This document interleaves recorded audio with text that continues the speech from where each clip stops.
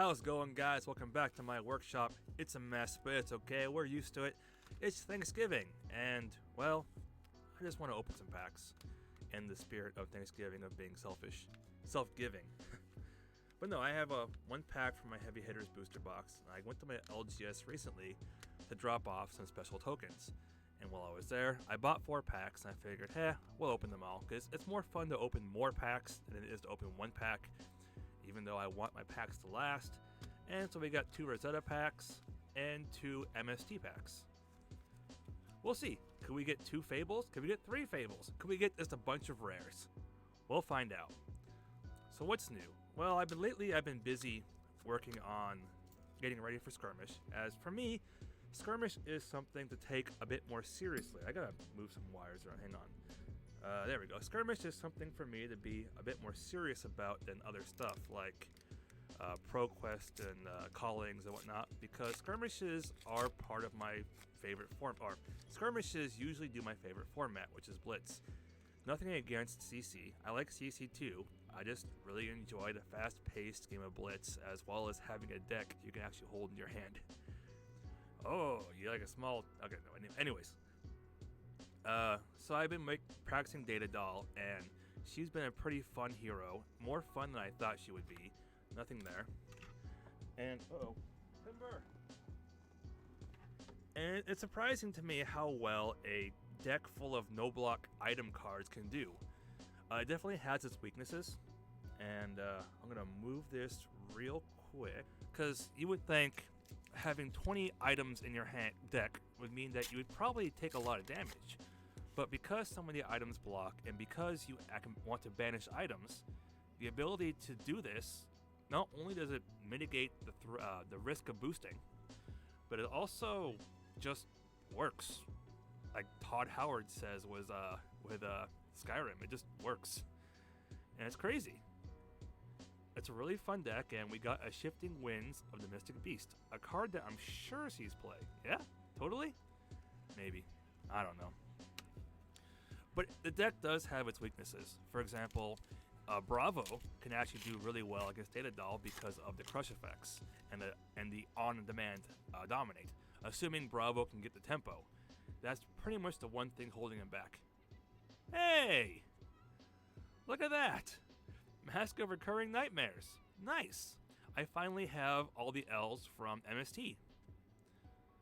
Hey, talk about Thanksgiving. Talk about self-giving. Yay! This pack could be a dud now. I don't care. I got the, it's a rainbow foil, but it's okay. I don't play Assassin enough to need a cold foil. But hey, that's cool.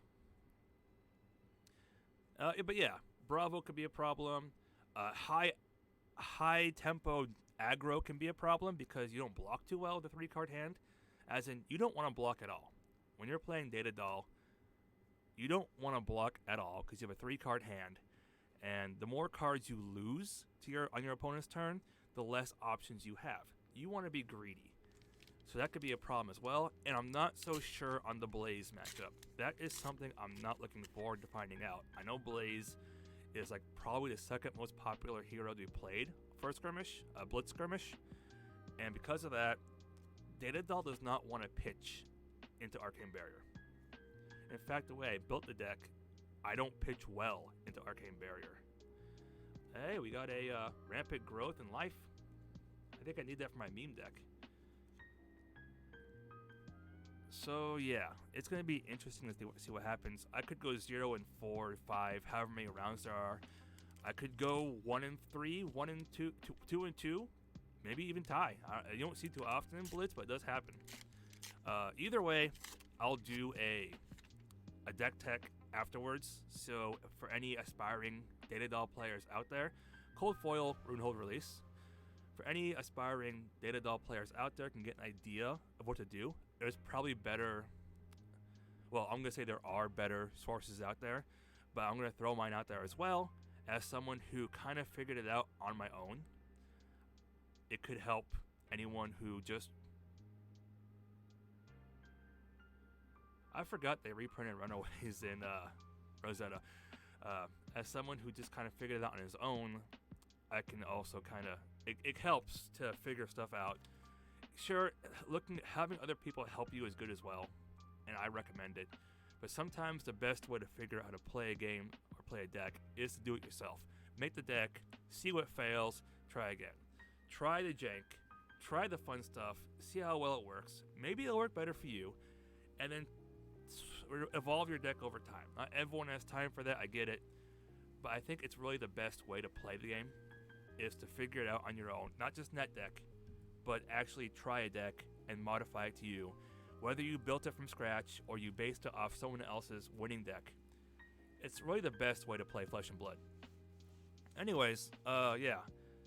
That's all of them. Got some cool stuff. Got some L's. We got some cold foils. I'd say that was worth it. I'll have to double check. I'm not sure how crazy this card is. It's an legendary. I buried the Mask of Recurring Nightmare. But hey, that's cool. Anyways, happy Thanksgiving. I know this video is coming out after Thanksgiving, just because of how crunched on time I am. But either it was yesterday or 2 days ago. Either way, happy Thanksgiving. Hope you had a good one. And yeah, have a good day. I'm going to go work on something else, which is Thanksgiving again. All right. Stop.